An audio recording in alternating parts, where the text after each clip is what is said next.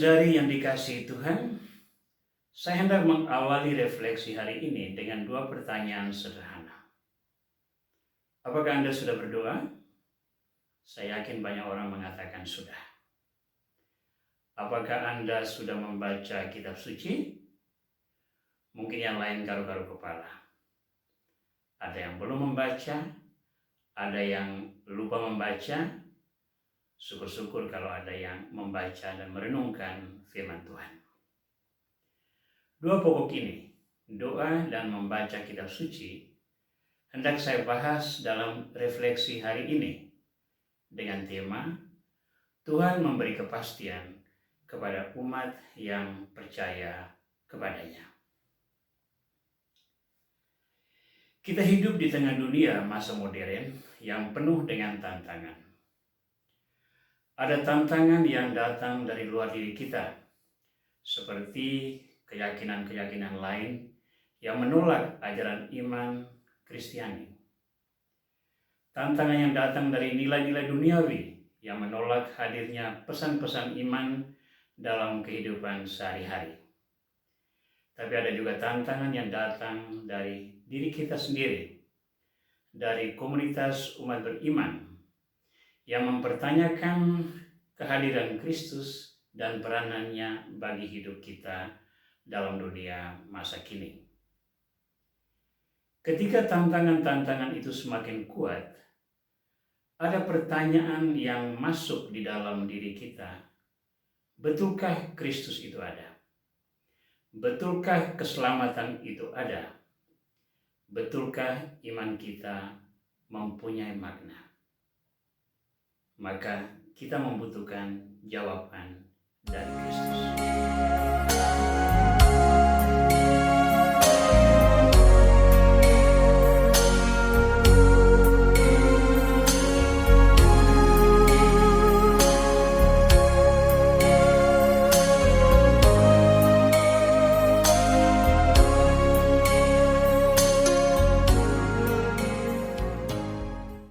Dalam amanat perpisahannya, Yesus berkata kepada murid-muridnya, "Janganlah gelisah hatimu. Percayalah kepada Allah, percayalah juga kepadaku. Di rumah Bapa-Ku banyak tempat tinggal. Jika tidak demikian, tentu aku akan mengatakannya kepadamu. Sebab aku pergi ke sana untuk menyediakan tempat bagimu. Dan apabila aku telah pergi ke sana dan telah menyediakan tempat bagimu, aku akan datang kembali dan membawa kamu ke tempatku, supaya di tempat aku berada, kamu pun berada. Dan kemana aku pergi, kamu tahu jalan ke sana." Kata Thomas kepadanya, "Tuhan, kami tidak tahu kemana Engkau pergi. Jadi bagaimana kami tahu jalan ke sana?" Kata Yesus kepadanya, "Akulah jalan, kebenaran, dan hidup. Tidak seorang pun dapat datang kepada Bapa kalau tidak melalui aku. Sekiranya kamu mengenal aku, pasti kamu juga mengenal Bapa-Ku. Sekarang ini kamu mengenal Dia dan kamu telah melihat Dia." Kata Filipus kepadanya, "Tuhan, tunjukkanlah Bapa kepada kami dan itu sudah cukup." Kata Yesus kepadanya, "Telah sekian lama aku bersama engkau, Filipus, namun engkau tidak mengenal aku? Barang siapa telah melihat aku, ia telah melihat Bapa. Bagaimana engkau berkata, 'Tunjukkanlah Bapa kepada kami'? Tidak percayakah engkau bahwa aku di dalam Bapa dan Bapa di dalam aku? Apa yang aku katakan kepadamu, tidak aku katakan dari diriku sendiri, tetapi Bapa yang diam di dalam aku, Dialah yang melakukan pekerjaannya. Percayalah kepadaku bahwa aku di dalam Bapa dan Bapa di dalam aku. Atau setidak-tidaknya, percayalah kepada pekerjaan-pekerjaan itu sendiri. Aku berkata kepadamu, sesungguhnya barang siapa percaya kepadaku, ia akan melakukan juga pekerjaan-pekerjaan yang aku lakukan. bahkan pekerjaan-pekerjaan yang lebih besar daripada itu, sebab aku pergi kepada Bapa.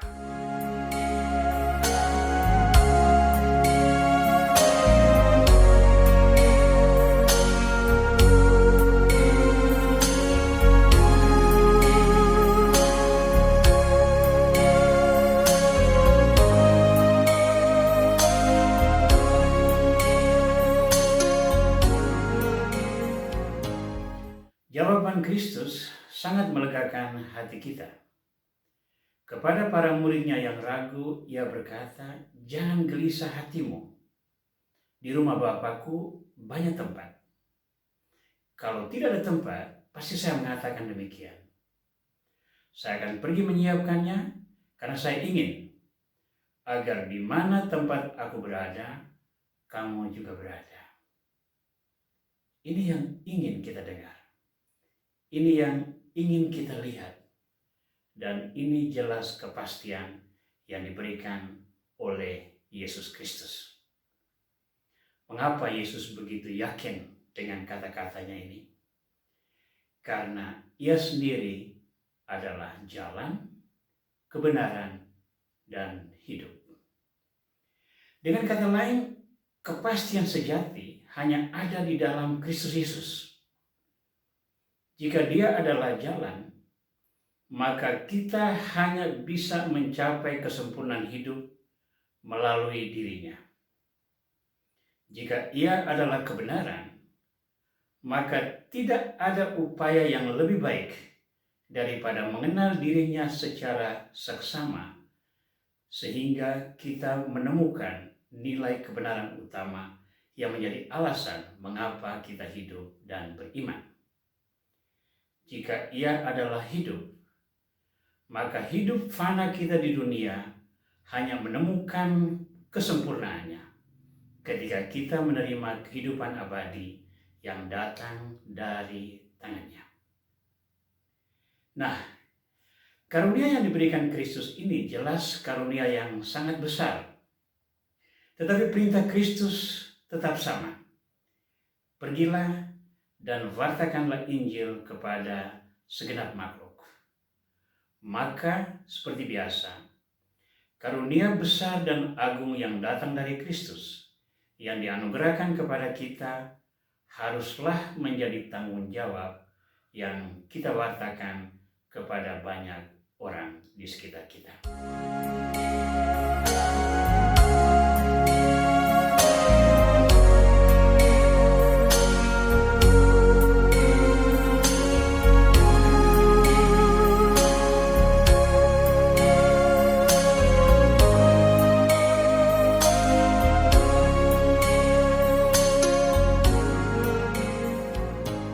Saudara, untuk bisa mewartakan Kristus, kita dituntut untuk mengenal Kristus. Menjadi orang pilihan Kristus tentu bukan perkara sederhana. Para diakon yang dipilih untuk membantu para rasul mewartakan Injil dengan cara melayani sesama, dituntut untuk mengenal Kristus dari pengalaman mereka. Dan pengalaman ini menjadi sandaran bagi setiap orang dalam bersaksi tentang kebenaran, baik kata maupun perbuatan. Nah, proses mengenal Kristus ini yang perlu kita upayakan secara serius dalam kehidupan kita, baik secara pribadi maupun secara bersama-sama. Dalam kesempatan ini, saya hanya menekankan dua tema kecil tadi. Pertama, proses mengenal Kristus Yesus perlu kita galakan melalui doa yang tak pernah berhenti. Tentu tidak setiap waktu kita isi dengan berdoa, tetapi ingat sebuah prinsip yang selalu dibanggakan oleh orang Kristiani, yakni ora et labora. Berdoalah dan bekerjalah. Bahkan dalam kerja pun unsur doa ditekankan. Dengan kata lain, jika ingin mengenal Kristus dan hidup kita dijiwai oleh Kristus, doa harus menjadi jiwa bagi setiap orang Kristiani, baik secara individual maupun secara komunal. Maka berdoalah selalu, setiap hari, secara pribadi, secara bersama-sama dalam keluarga, dalam komunitas-komunitas, dan dalam skala besar, berdoa bersama seluruh gereja bagi masyarakat dunia. Namun unsur lain yang tak kalah pentingnya, yakni membaca kitab suci. Mengapa demikian? Kitab suci memuat rangkaian sejarah keselamatan, mulai dari kisah penciptaan hingga pemenuhan keselamatan oleh sengsara, wafat, dan kebangkitan Kristus, yang dilanjutkan karya pewartaannya oleh para rasul berkat inspirasi Roh Kudus. Dengan membaca dan merenungkan sejarah keselamatan, kita menyiapkan hati kita untuk menjadi ladang persemaian yang subur bagi firman Tuhan yang ditaburkan. Ketika firman Tuhan ditaburkan dalam hati kita yang sudah disiapkan, baik melalui doa maupun meditasi atau refleksi kitab suci, kita akan memenuhi perumpamaan Kristus, yakni biji gandum yang jatuh ke tanah akan bertumbuh dan menghasilkan buah 100 kali ganda. Nah, saudara, Yesus memberi kita kepastian bahwa di rumah Bapa banyak tempat, dan Dia ingin agar tempat di mana Dia berada, kita juga berada. Dan jalan menuju kepada kerajaan ini sangat jelas, yakni Kristus sendiri, karena Dia adalah jalan, kebenaran, dan hidup. Tugas kita pun sangat jelas, yakni dipilih Tuhan untuk menjadi utusannya, mewartakan kabar sukacita kepada segala bangsa.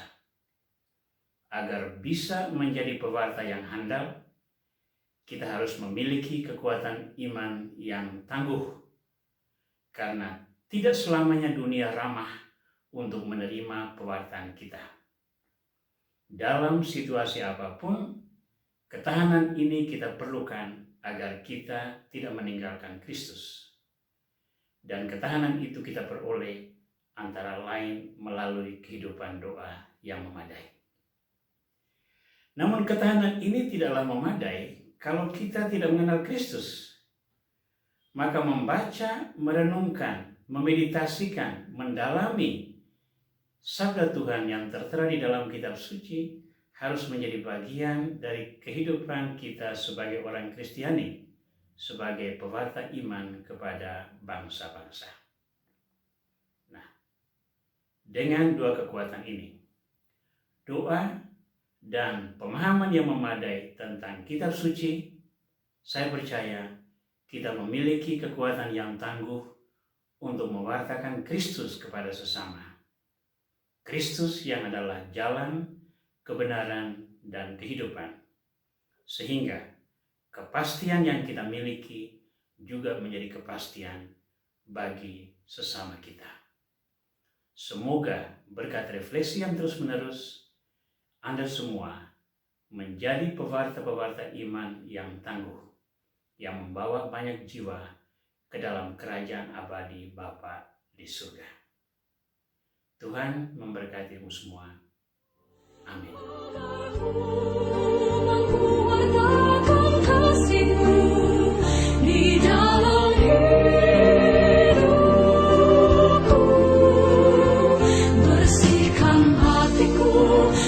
Sucinya cintamu, jadikan hatiku istana cintamu.